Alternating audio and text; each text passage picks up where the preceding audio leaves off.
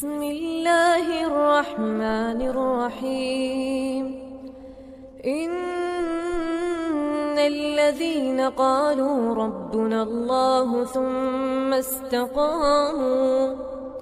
تتنزل عليهم الملائكة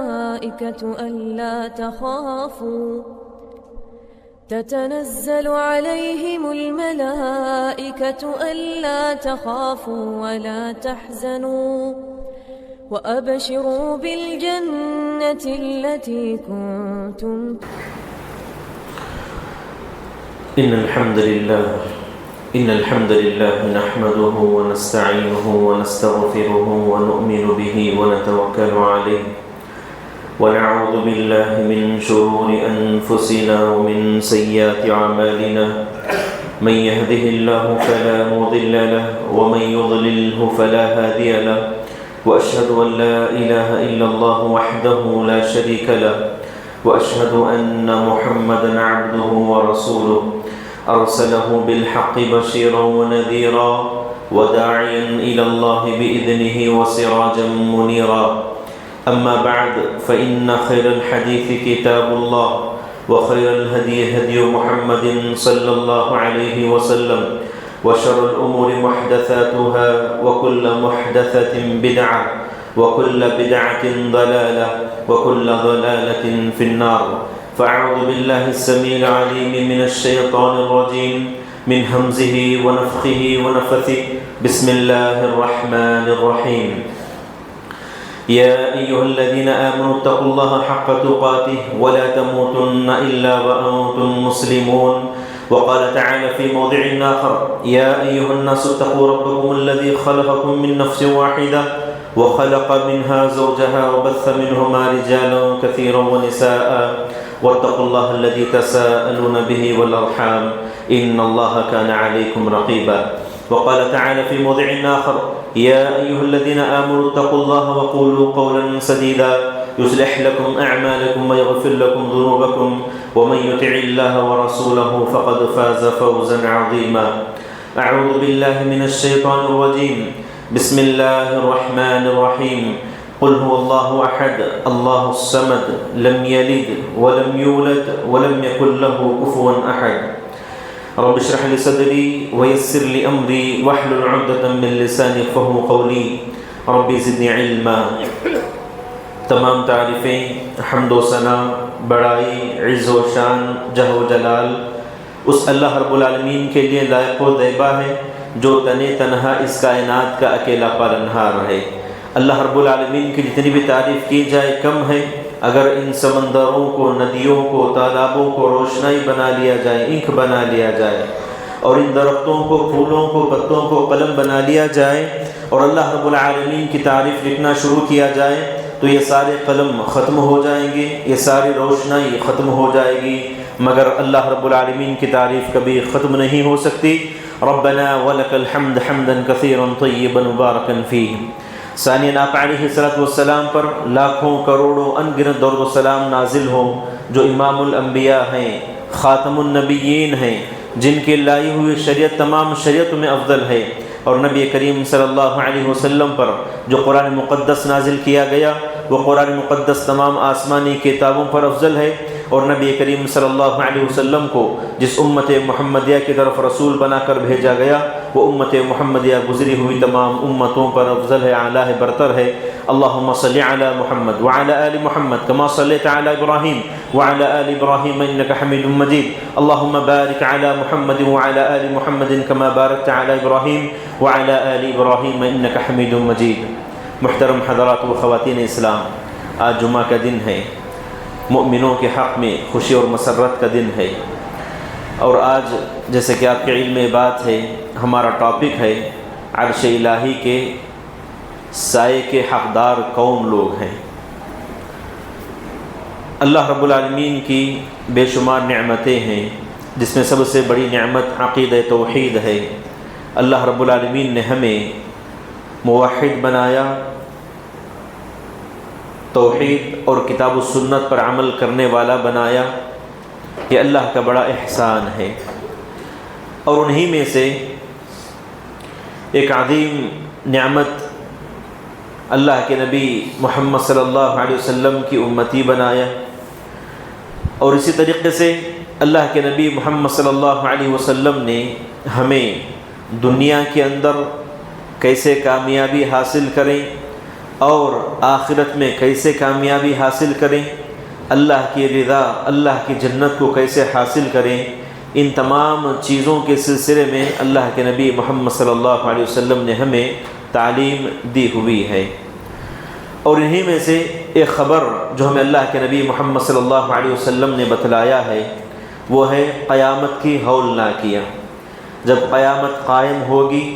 تو وہاں کا منظر بڑا ہی عجیب و غریب ہوگا، نفسا نفسی کا عالم ہوگا، ہر آدمی اپنی فکر میں ڈوبا ہوا ہوگا کہ میرے ساتھ کیا معاملہ کیا جائے گا، میرے حق میں کیا فیصلہ کیا جائے گا، میرے حق میں میرا نامہ اعمال کے سیدھے ہاتھ میں دیا جائے گا یا بائیں ہاتھ میں دیا جائے گا۔ اور اس وقت یہ جو سورج ہم ہزاروں لاکھوں کروڑوں میل دور دیکھتے ہیں، وہ سورج اللہ کے بندوں کے سروں کے اوپر ہوگا، جس کی گرمی کی شدت کی وجہ سے لوگ پسینے میں ڈوبے ہوئے ہوں گے، اور وہ ایسا دن ہوگا جس دن اللہ رب العالمین کے عرش کے سائے کے علاوہ کسی اور چیز کا سایہ نہ ہوگا۔ تو اس سلسلے میں جناب محمد رسول اللہ صلی اللہ علیہ وسلم نے یہ کہا کہ 7 ایسے خوش نصیب افراد ہیں، اشخاص ہیں، لوگ ہیں جو ایسے دن اور ایسے وقت میں اور ایسے نفسا نفسی کے عالم میں جہاں پر صرف اور صرف عرش الہی کا سایہ ہوگا، تو اس سائے تلے جگہ نصیب کرنے والے وہ خوش نصیب لوگ 7 ہیں۔ اللہ کے نبی محمد صلی اللہ علیہ وسلم نے بیان کیا، صحیح بخاری اور صحیح مسلم کی حدیث ہے، حضرت ابو ہریرہ رضی اللہ عنہ راوی حدیث ہیں، بیان کرتے ہیں کہ اللہ کے نبی محمد صلی اللہ علیہ وسلم نے کہا، 7 یظلہم اللہ فی ظلہ یوم لا ظل الا ظلہ۔ 7 قسم کے لوگ ایسے ہوں گے جو اللہ کے عرش کے سائے تلے جگہ حاصل کریں گے، جس دن اس سائے کے علاوہ کسی اور چیز کا سایہ نہ ہوگا۔ اللہ کے نبی محمد صلی اللہ علیہ وسلم نے کہا، الامام العادل، انصاف پسند امام، انصاف پسند حاکم۔ اللہ کے نبی محمد صلی اللہ علیہ وسلم نے اس حدیث کے اندر سب سے پہلی چیز جو ذکر کی وہ الامام العادل، وہ امام جو عادل ہے، انصاف پسند ہے۔ علماء نے اس کی شرح ذکر کی ہے، کہا کہ وہ آدمی جو اللہ کے حقوق کو بھی لے کر چلتا ہے اور اللہ کے بندوں کے حقوق کو بھی لے کر چلتا ہے۔ اور اسی طریقے سے اس بات کو بھی واضح کیا گیا کہ حاکم کا مطلب صرف یہی نہیں ہے کہ جہاں پر اسلامک مملکت ہو وہاں کا حاکم اس سے مراد لیا جائے، بلکہ حاکم بھی ہے، امیر بھی ہے اور وزیر بھی ہے، اور اس کے علاوہ جس کو بھی اللہ رب العالمین نے ذمہ دار بنایا ہے وہ سب کے سب لوگ اس کے اندر آتے ہیں۔ ایک اللہ کے حقوق ہیں،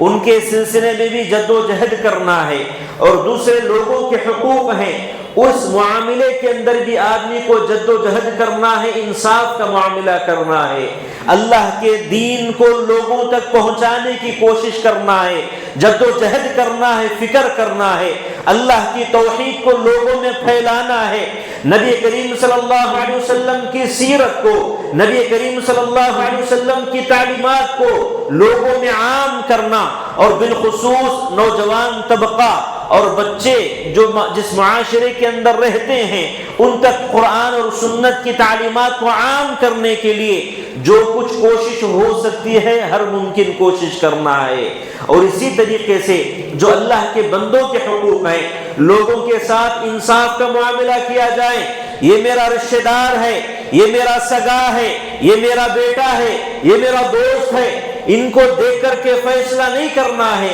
بلکہ اللہ کے حکم کو دیکھ کر، نبی کریم صلی اللہ علیہ وسلم کی تعلیمات کو دیکھ کر فیصلہ کرنا ہے۔ وہ کوئی بھی رہے، ہر چیز سے بڑھ کر انصاف کو مقدم رکھنا ہے، عدل کو مقدم رکھنا ہے، تاکہ آپ جو بھی فیصلہ کریں آپ اپنے فیصلے میں صحیح ہو، درست ہو اور قرآن اور سنت کے مطابق عمل کرنے والے ہو۔ اور اسی طریقے سے اللہ نے جہر اور قدرت دیا ہے، اس وجہ سے کبھی بھی اپنی رعیہ پر، اپنے لوگوں پر ظلم نہ کریں، اور اسی طریقے سے ان پر اگر کوئی ظلم کرتا ہے اس کا تدارک کریں، اس سے روکنے کی کوشش کریں۔ یہ امام کا حق ہے، یہ امیر کا حق ہے، یہ حاکم کا حق ہے۔ جو آدمی اپنے فرض منصبی کو مکمل طور سے ادا کرتا ہے، یہ وہ آدمی کے حق میں خوشخبری ہے۔ اللہ کے نبی محمد صلی اللہ علیہ وسلم نے کہا کہ ایسا امام کل روز قیامت کسی چیز کا سایہ نہ ہوگا، تو ایسے وقت میں اللہ رب العالمین کے عرش کے سائے تلے اس آدمی کو جگہ نصیب ہوگی، الحمدللہ۔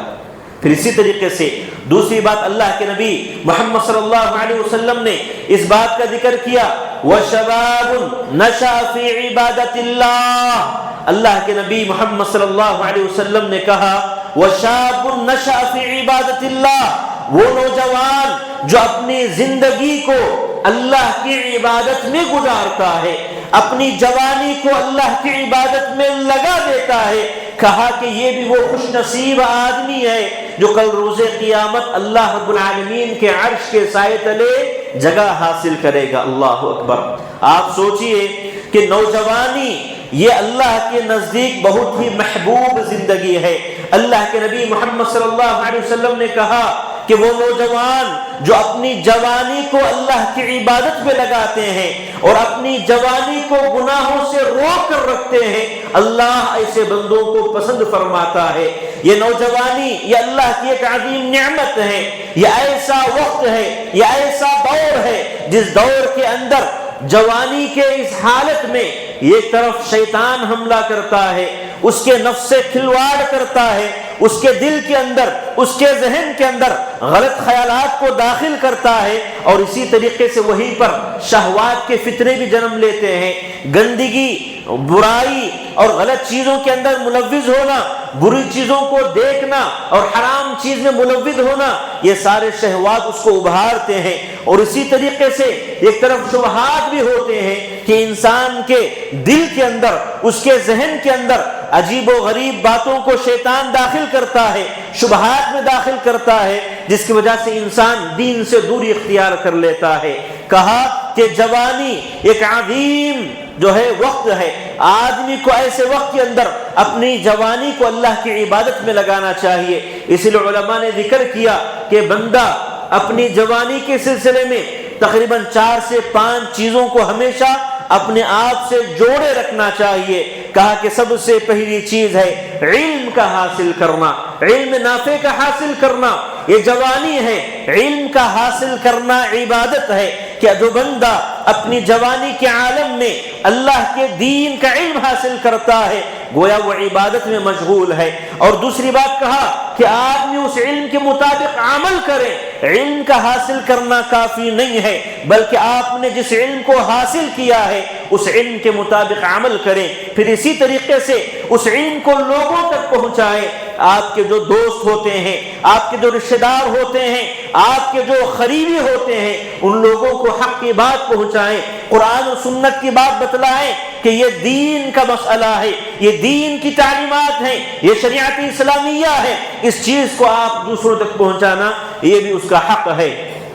پھر کہا کہ چوتھی چیز یہ ہے کہ آدمی اللہ کے خوف کو اختیار کرے، اللہ کا ڈر اپنے دل میں پیدا کرے۔ جو بندہ اپنی جوانی کی زندگی میں اللہ کے ڈر کو، اللہ کے خوف کو اپنے دل میں رکھتا ہے، وہ بندہ ہر قسم کی برائی سے،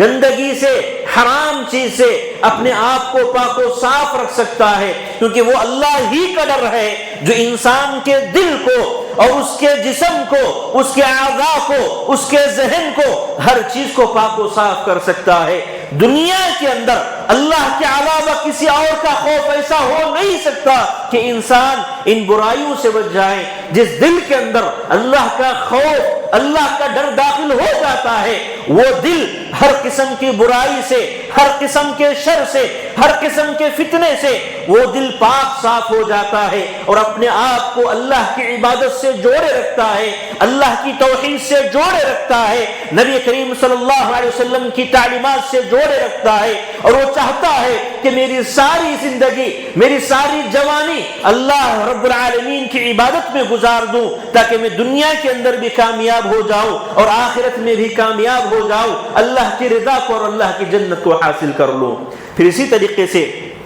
آدمی جب علم کو حاصل کرتا ہے، علم کے اندر اس کو ایک باب ملتا ہے کہ وہ آدمی، وہ نوجوان اپنے ماں باپ کا احترام کریں، اپنے بڑوں کا احترام کریں، ان کی توقیر کریں، یہ ساری چیزیں اس کے اندر داخل ہیں۔ تو گویا عبادت بالخصوص جوانی کے مرحلے میں بہت ہی عظیم ہوتی ہے، تو ایسے مرحلے میں آدمی کو اللہ کی عبادت سے اپنے آپ کو جوڑے رکھنا ہے۔ اسی لیے کہا جاتا ہے کہ نوجوان جو ہیں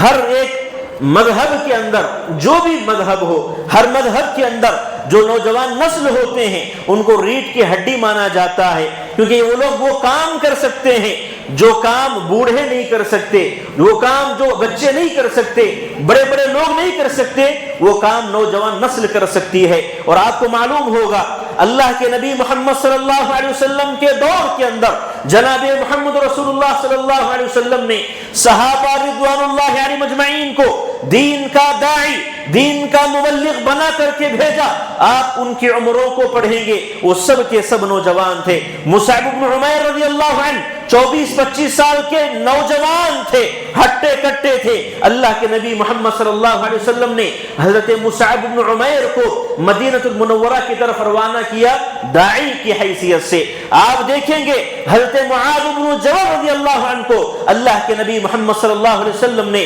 یمن کی طرف روانہ کیا داعی بنا کر کے، سبحان اللہ۔ تو آپ دیکھیں گے اس دین کو، جس دین کو آج ہم نے اپنایا ہے، جس توحید کو آج ہم نے اپنے گلے سے لگایا ہے، جس نبی کریم صلی اللہ علیہ وسلم کی تعلیمات کو آج ہم پڑھتے ہیں اور اللہ کے نبی کے اخلاق سے ہم اپنے آپ کو مزین کرنے کی کوشش کرتے ہیں، اور یہ ساری کی تعلیمات ہم تک پہنچانے والے کون ہیں؟ یہی صحابہ ہیں۔ انہی صحابہ نے اللہ کے نبی محمد صلی اللہ علیہ وسلم سے اس دین کو سیکھا، اس دین کا علم حاصل کیا اور انہوں نے اس دین کو پہنچایا۔ تو یہ اللہ کے فضل کے بعد صحابہ رضوان اللہ علیہم اجمعین کی محنت، ان کی کوشش ہے کہ انہوں نے اللہ کے نبی سے جس دین کو سیکھا اس دین کو انہوں نے محفوظ کیا اور اپنے بعد والوں تک پہنچایا، اور وہی دین آج ہم تک پہنچا ہے۔ تو اسی لیے آپ دیکھیں گے ہر دور کے اندر نوجوان یہ بڑے اہم ہوتے ہیں۔ تو آج بھی نوجوان جو ہیں ان کا یہ فرض منصبی ہے کہ وہ ہمیشہ دین کا علم حاصل کریں، اپنی جوانی کو اللہ کی عبادت میں گزاریں، اور یہ وہ خوش نصیب ہیں، اور ان کے حق میں بڑی بشارت ہے کہ وہ نوجوان جو اپنی جوانی کو اللہ کی عبادت میں لگاتے ہیں، اور یہ وہ خوش نصیب ہیں جو کل روز قیامت اللہ رب العالمین کے عرش کے سائے کے نیچے جگہ حاصل کرنے والے ہیں، سبحان اللہ۔ تو یہ بھی جو ہے ایک عظیم نعمت ہے، تو ہم اپنی جوانی کو اللہ کی عبادت میں گزاریں۔ پھر اسی طریقے سے جناب محمد رسول اللہ صلی اللہ علیہ وسلم نے کہا کہ وَرَجُلٌ قَلْبُهُ مُعَلَّقٌ فِي الْمَسَاجِدِ، تیسرا قسم کا وہ آدمی ہے، وہ لوگ ہیں، وہ طبقہ ہے جن کے دل اللہ کے گھروں سے لٹکے ہوئے رہتے ہیں، اللہ کے گھر سے جڑے ہوئے رہتے ہیں۔ اور اس سلسلے میں علماء نے ذکر کیا کہ جو لوگ اللہ کی عبادت کے لیے نمازوں کو مسجد میں آتے ہیں، نماز کے بعد دوسری نماز کا انتظار کرتے ہیں، نماز باجماعت ادا کرتے ہیں اور سنن اور نوافل کا اہتمام کرتے ہیں اور اپنا زیادہ وقت اللہ کے گھر میں بتاتے ہیں، یہ وہ لوگ ہیں، وہ خوش نصیب افراد ہیں جو کل روز قیامت اللہ رب العالمین کے عرش کے سائے تلے جگہ حاصل کرنے والے ہیں، سبحان اللہ۔ آج دیکھیے اس بات پر عمل کرنے والے کون لوگ ہیں؟ جو عمر دراز ہوتے ہیں، جو عمر دراز لوگ ہوتے ہیں وہی اللہ کے گھر میں زیادہ وقت بتاتے ہیں، وقت سے پہلے آ کر مسجد میں بیٹھتے ہیں اور کثرت سے اللہ کی عبادت کرتے ہیں، ذکر کرتے ہیں۔ لیکن نوجوان کہاں رہتے ہیں؟ قوم کے وہ لوگ کہاں رہتے ہیں جن کو لوگ بڑے کہتے ہیں؟ وہ بچے کہاں ہوتے ہیں جو بچوں کی اصل اپنا وقت مسجد میں گزارنا ہوتا ہے؟ لیکن آپ دیکھیں گے مساجد کے اندر سب سے زیادہ افراد کون ہوتے ہیں جو سب سے زیادہ اپنا وقت گزارتے ہیں؟ وہ اس ایریے کے اس محلے کے جو عمر دراز لوگ ہوتے ہیں وہی مسجد کی زینت بنے ہوئے بیٹھے ہوتے ہیں. اگر یہ عمر دراز لوگ نہ ہو تو مساجد کو تالا لگا دیا جا سکتا ہے. تو ایسی نوبت آ جا چکی ہے. یاد رکھیے جبکہ اللہ کے نبی محمد صلی اللہ علیہ وسلم نے اتنی بڑی عظیم خوشخبری سنائی ہے کہ وہ لوگ جن کے دل اللہ کے گھروں سے لٹکے ہوئے رہتے ہیں, چمٹے ہوئے رہتے ہیں, وہ لوگ کل روز قیامت اللہ کے عرش کے سائے کے علاوہ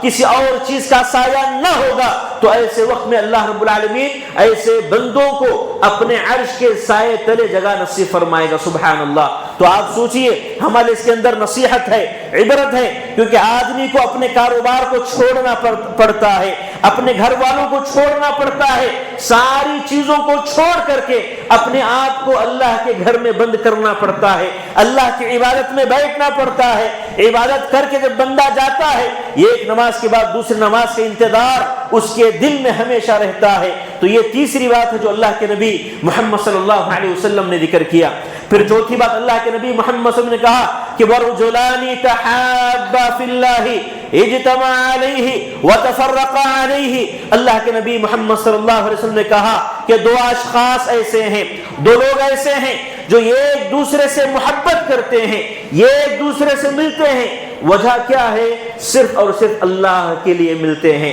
آپس میں ملنا, آپس میں مل بیٹھنا اللہ کے لیے ہو, اللہ کی رضا کے لیے ہو, یہی حقیقت میں صحیح دوستی ہے. آج لوگ دوستی جو کرتے ہیں مال کو دیکھ کر کے دوستی کرتے ہیں, عزت و شہرت کو دیکھ کر دوستی کرتے ہیں, جاہ و منصب کو دیکھ کر کے دوستی کرتے ہیں. لیکن حقیقت میں جو دوستی ہے وہ دوستی اللہ کا تقویٰ ہے کہ آدمی کسی سے محبت کرتا ہے اس کی توحید کی وجہ سے محبت کریں, اس کا دین پر عمل کرنے کی وجہ سے محبت کریں, اس کے اچھے اخلاق کی وجہ سے محبت کریں. یہی حقیقت میں سچی محبت ہوتی ہے جو دنیا کے اندر بھی آپ کو فائدہ پہنچاتی ہے اور مرنے کے بعد بھی آپ کے حق میں فائدہ پہنچاتی ہے. ورنہ اللہ رب العالمین نے قرآن مقدس کے اندر اس بات کو واضح فرما دیا کہ کل روز قیامت ایسے لوگ بھی ہوں گے جو کہیں گے ہائے افسوس, ہائے افسوس, یا ویلتا لیتنی لم اتخذ فلانا خلیلا, کاش کہ میں نے فلاں آدمی کو اپنا دوست نہ بنایا ہوتا تو میرا ٹھکانہ جہنم کی آگ نہ ہوتا. تو وہ افسوس کا وقت آنے سے پہلے ہمیں چاہیے کہ ہم عقل کے ناخن سے ہوش لیں کہ ہم جس آدمی سے محبت کرتے ہیں محبت کا پیمانہ اللہ کی محبت کے لیے ہونا چاہیے. جس سے بھی محبت کرتے ہیں اللہ کے لیے محبت کرنا ہے, کسی سے دشمنی کرتے ہیں اللہ کے لیے دشمنی کرنا چاہیے. لیکن آج ہم دیکھتے ہیں کہ معاملہ الٹا ہو چکا ہے. کوئی آدمی اللہ کے لیے کسی سے دوستی نہیں کرتا, جب بھی کسی اچھے آدمی کو دیکھتا ہے لوگ اس سے بھاگنے کی کوشش کرتے ہیں کہ یہ دین کی باتیں ہمیں بتلانے نہ لگ جائیں, یا اللہ اور اس کے رسول کی باتیں بتلانے نہ لگ جائیں. یاد رکھیے اگر آپ بھاگ رہے ہیں تو یہ شیطان ہے جو آپ کے دل کے اندر یہ وسوسہ ڈال رہا ہے تاکہ آپ اللہ کے دین سے دور ہو جائیں, آپ کی دنیا بھی برباد ہو جائے اور آپ کی آخرت بھی برباد ہو جائیں. تو ضروری ہے کہ ہم ہمیشہ اس بات کا خیال رکھیں کہ یہ آخرت کی زندگی کے لیے دنیا کے اندر اللہ کے نبی محمد صلی اللہ علیہ وسلم نے جو باتیں ہمیں بتلائی ہیں ان کے مطابق عمل کرنا یہ ضروری ہے. اسی پر ہم دنیا اور آخرت میں کامیابی کو حاصل کر سکتے ہیں. اور اسی کے سلسلے میں اللہ کے نبی محمد صلی اللہ علیہ وسلم نے کہا کہ یہ بھی وہ خوش نصیب لوگ ہیں جو کل روز قیامت اللہ کے عرش کے سائے کے نیچے جگہ حاصل کرنے والے ہیں. اور پانچویں بات اللہ کے نبی محمد صلی اللہ علیہ وسلم نے کہا وَرَجُلٌ طَلَبَتُهُ امْرَأَةٌ ذَاتُ مَنْصَبٍ وَجَمَالٍ. اللہ کے نبی محمد صلی اللہ علیہ وسلم نے کہا کہ ایک عورت ہے جو بڑے ہی حسین ہے, جمیل ہے, خوبصورت ہے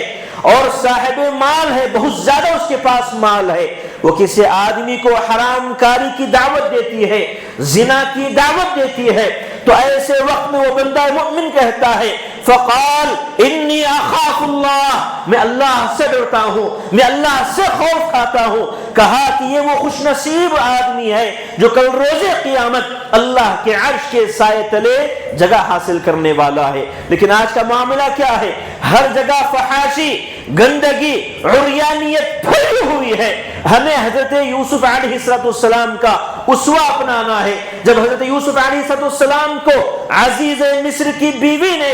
شہوت کی طرف، زنا کی طرف، حرام کاری کی طرف جب اس نے بلایا تو حضرت یوسف علیہ السلام نے کہا معاذ اللہ، میں اللہ کی پناہ طلب کرتا ہوں۔ یہ نوجوانوں کے اندر یہ چیز ہونی چاہیے، لیکن آج دیکھا جاتا ہے کہ ہر آدمی کوشش کرتا ہے کسی بھی طریقے سے لڑکی سے بات کرنے کے لیے، اگر موقع مل جائے تو بات کر لیا جائے، فون نمبر مل جائے تو بات کر لیا جائے۔ آج یہ چیز دلوں کے اندر شیطان نے داخل کر دیا ہے۔ یاد رکھیے یہ اچھی چیز نہیں ہے۔ وہ آدمی بڑا ہی متقی ہے، بڑا ہی صالح ہے، جو کالج میں پڑھتا ہے، لیکن اس کے باوجود وہ اپنے ایمان کو، اپنے دل کو، اپنے دامن کو صاف رکھتا ہے، ہر قسم کی شہوت سے، گندگی سے، لڑکیوں کے فتنے سے، حرام کاری سے، اور اس کے علاوہ نشے کی چیزوں سے، ہر چیز سے اپنے آپ کو بچائے رکھتے ہوئے جو ہے کالج میں علم بھی حاصل کر رہا ہے، وہ آج کے دور کا بڑا ہی متقی اور صالح آدمی ہے۔ تو یاد رکھیے اللہ کے نبی محمد صلی اللہ علیہ وسلم نے یہ ان لوگوں کے سلسلے میں کہا ہے کہ یہ بھی وہ آدمی ہے، یہ بھی وہ اشخاص ہیں جو کل روز قیامت جو ہے عرش الہی کے سائے تلے جگہ حاصل کرنے والے ہیں۔ اور دو چیزیں باقی انشاءاللہ آئندہ جمعہ اس کو ذکر کیا جائے گا۔ اللہ سے دعا ہے اللہ رب العالمین ہمیں حقیقی معنوں میں قرآن اور سنت کو پڑھنے والا، اس کے مطابق عمل کرنے والا بنائیں۔ اللہ ہمیں جب تک دنیا میں رکھیں توحید پر رکھیں، اللہ تعالیٰ ہمیں جب اس دنیا سے رخصت کرے اللہ ہم سے راضی رہیں، اور جن کے بھی والدین رشتہ دار جو بھی بیمار ہیں اللہ تعالیٰ سب کو شفائے کامل عاجلہ مستمرہ نصیب فرمائے، اور جن کے والدین رشتہ دار جو بھی انتقال ہو چکے ہیں اللہ تعالیٰ سب کو کروٹ کروٹ جنت الفردوس میں اعلیٰ سلام مقام عطا فرمائے، اور اللہ تعالیٰ ہمیں جب تک دنیا میں رکھیں عقیدہ توحید پر رکھیں، اور جب اللہ ہمارا خاتمہ فرمائے خاتمہ بالخیر کلمہ توحید لا الہ الا اللہ محمد رسول اللہ کی متنصب فرمائے۔ آمین۔ اقول قولی ھذا استغفر اللہ لی ولکم ولسائر المسلمین وآخر دعوانا الحمد للہ رب العالمین۔